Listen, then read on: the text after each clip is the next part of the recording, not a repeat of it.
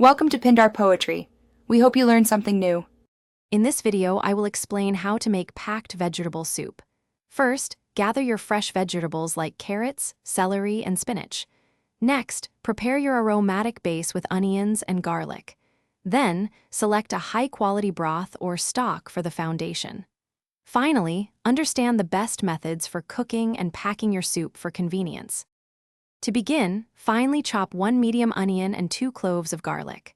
Sauté these aromatics in a tablespoon of olive oil until they are soft and fragrant, about 3 to 5 minutes. Next, add your chosen vegetables, such as 2 cups of carrots, celery, and zucchini, cut into 1-inch pieces. Stir them well to coat, allowing them to soften slightly before adding the liquid.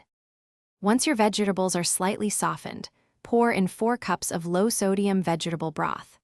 Bring the mixture to a gentle boil, then reduce the heat and simmer for 20 to 25 minutes, or until all vegetables are tender.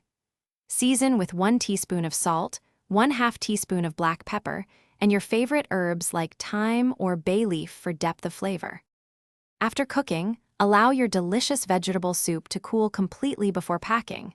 This prevents condensation and helps maintain freshness.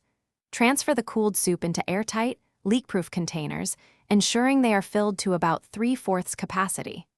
Store these in the refrigerator for up to 4 days or freeze for longer storage. When ready to eat, simply reheat and enjoy your homemade, healthy meal. Check the description for a link to these leak-proof containers and other great deals. Thanks for watching. Consider subscribing if we helped you.